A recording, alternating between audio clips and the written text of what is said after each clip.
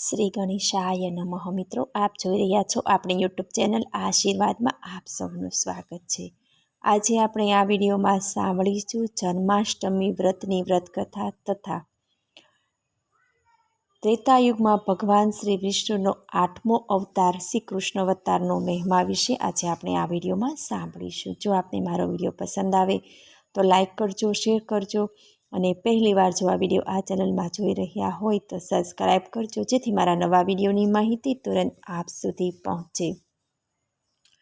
કરારવિંદેન પદારવિંદેન મુખારવિંદેન વિનિવેશયત્નમ વટસ્ય પટસ્ય પોટેશાન બાલમુકંદમ મનસા સ્મરામી. શ્રાવણ વદ આઠમ, તેને જન્માષ્ટમી કહેવામાં આવે છે. આ દિવસે મધ્યરાત્રિએ શ્રી કૃષ્ણનો જન્મ થયો હતો. આ દિવસે વ્રત કરનારે સવારે નાહી ધોઈ શ્રી કૃષ્ણનું પૂજન કરે છે અને આખો દિવસ ફળાહાર કરીને ઉપવાસ કરે છે. મધ્યરાત્રિએ મંદિરમાં જઈ શ્રી કૃષ્ણ ભગવાનના દર્શન કરે છે. વ્રત કરનારે નીચેની શ્રી કૃષ્ણ કથા વાંચવી અથવા સાંભળવી.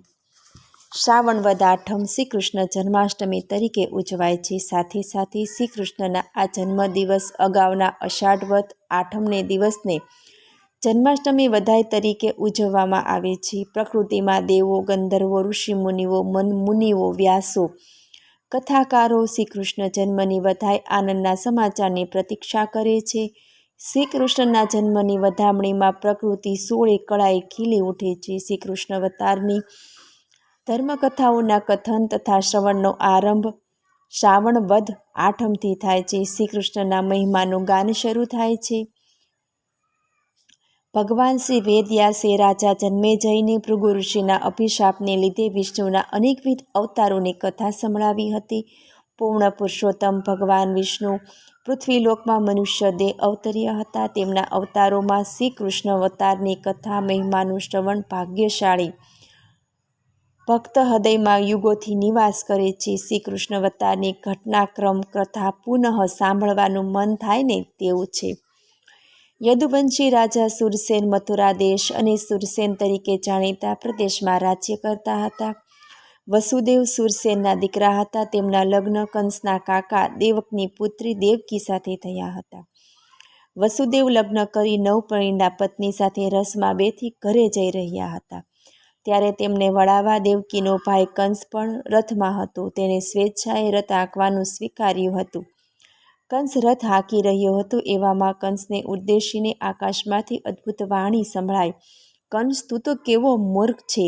તું તારી બહેન અને બનેવીનો રથ હાંકી રહ્યો છે, પણ તને ખબર નથી કે આ બહેનનું 8મું સંતાન તારી હત્યા કરશે. આ આકાશવાણી સાંભળી ભોજવંશના ઉગ્રસેનનો સૌથી વધુ આસુરી પ્રકૃતિ ધરાવતો પુત્ર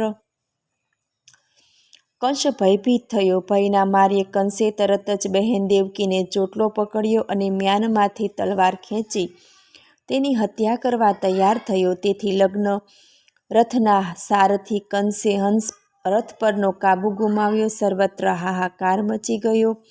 કંસના આવા ઘાતકી વર્તનથી વસુદેવને પણ આશ્ચર્ય થયું. તેણે યુક્તિ વાપરી મધુર વાણીથી કંસને બહેનની હત્યા કરતા રોક્યો અને કહ્યું કે, હે પ્રિય સખા શાળા, તમે ભોજવંશમાં અત્યંત ખ્યાતનામ શ્રેષ્ઠ યોદ્ધા છો. તમારી બહાદુરીની સર્વત્ર વાહવાહ થાય છે. તમે એક સ્ત્રી જે તમારી બહેન છે તેની હત્યા કરવાના આવેશમાં આવી ગયા. તમારા જેવો યોદ્ધો મરણની બીક રાખી આકુળ વાકુળ થાય એનું આશ્ચર્ય થાય છે. તમે જાણો છો કે જેનો જન્મ છે તેનું મૃત્યુ પણ નિશ્ચિત છે. એક દિવસ તમારે પણ મરવું પડશે. આકાશવાણીમાં તમારી બહેનનું 8મું સંતાન તમારી હત્યા કરશે એવું સંભળાયું છે. જો તમે દેવકીની હત્યા કરશો તો 8મા સંતાનના જન્મનું શું?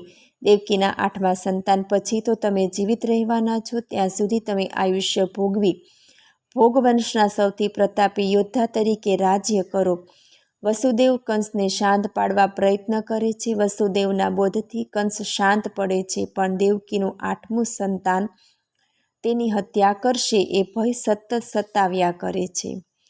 વસુદેવે યુક્તિથી દેવકીની હાલ પૂરતી હત્યા થતી અટકાવી. વસુદેવે વિચાર્યું કે દેવકીનો આત્મા પ્રતાપી સંતાન વડે આ ક્રૂર અને પિતા ઉગ્રસેનના ધાતકી પુત્ર અસુર કંસનો નાશ થાય તો એનાથી વધારે સારું શું?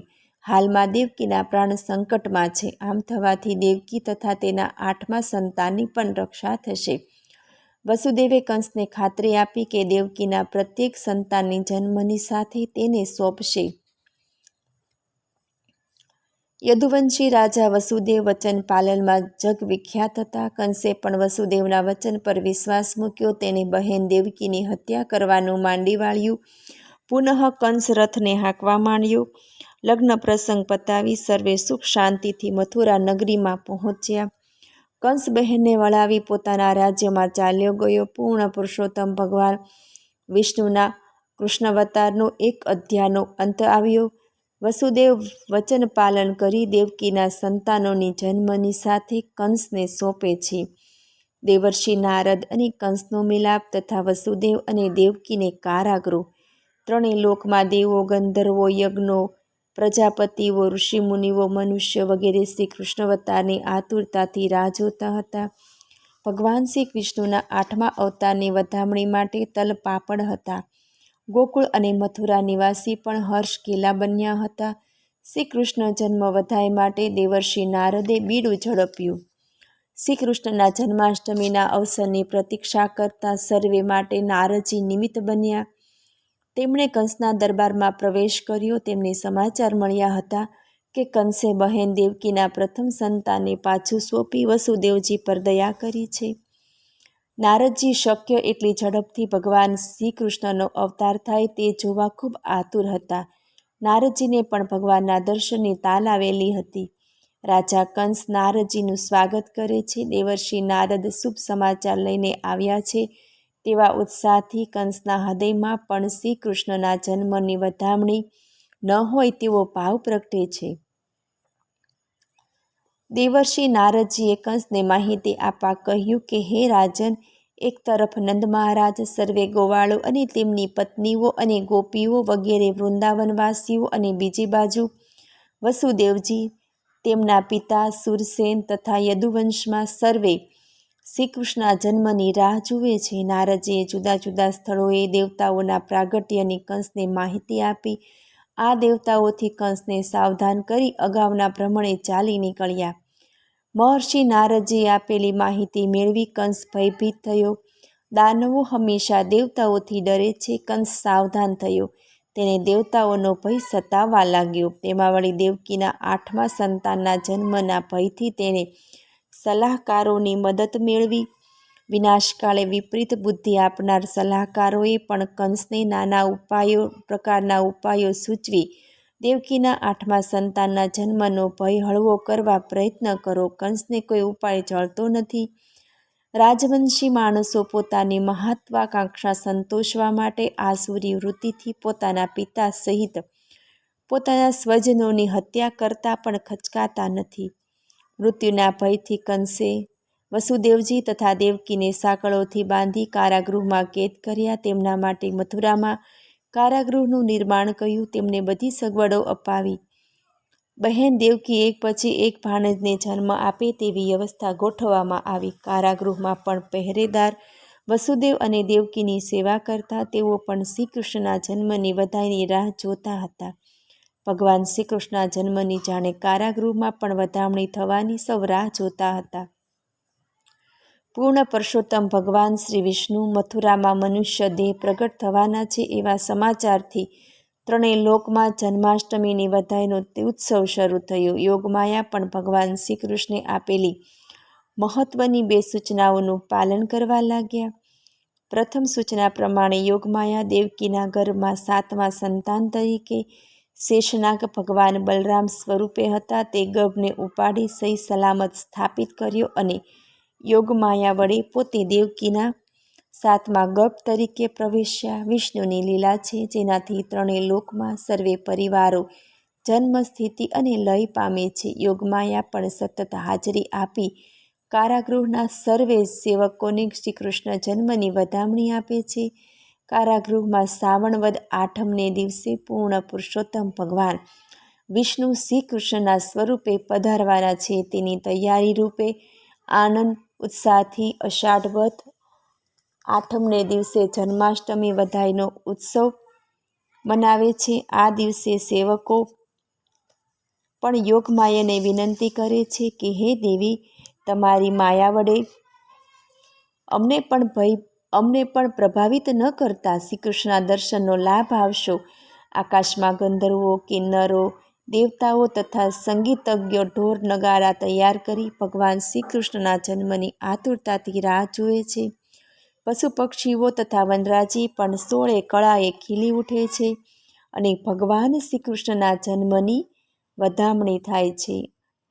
આકાશવાણી પ્રમાણે મામો કંસ તથા મથુરાની પ્રજા પણ દેવકીના 8મા સંતાનના પ્રાગટ્યની આતુરતાથી રાહ જુએ છે. નંદ ઘેરા નંદ ભયો, જય કનૈયા લાલ કી. હાથી ઘોડા પાલકી, જય કનૈયા લાલ કી.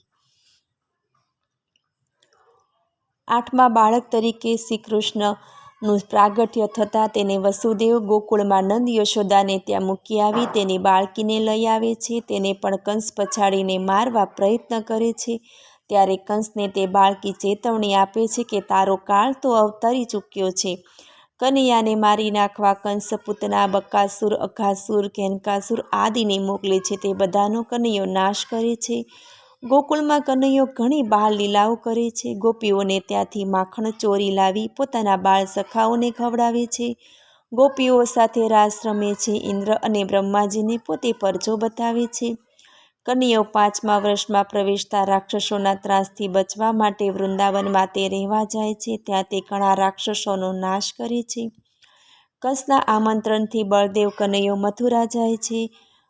કુવલયાપીડ હાથીને મારે છે. ચાણૂર મુષ્ટનો નાશ કરે છે. છેલ્લે કંસનો વધ કરે છે. કંસના વધ પછી ઉગ્રસેનનો મથુરામાં રાજ્યાભિષેક કરવામાં આવે છે. દ્વારકામાં શ્રી કૃષ્ણ પોતાનું સામ્રાજ્ય સ્થાપે છે. પછી શિશુપાલનો વધ કરે છે. જરાસંઘનો નાશ કરે છે. તે પાંડવોની સાથે રહી પડખે રહી મહાભારતનું યુદ્ધ સર્જી માનવજાતનું નિકંદન કાઢી નાખે છે.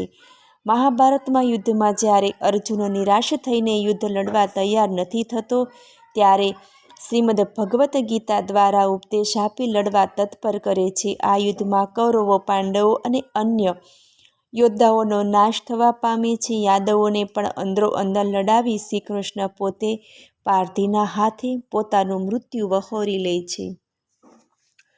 વસુદેવ વસુતમ દેવમ કંચ ચાણૂરમર્દનમ દેવકી પરમાનંદમ કૃષ્ણમ વંદે જગદ્ગુરુમ.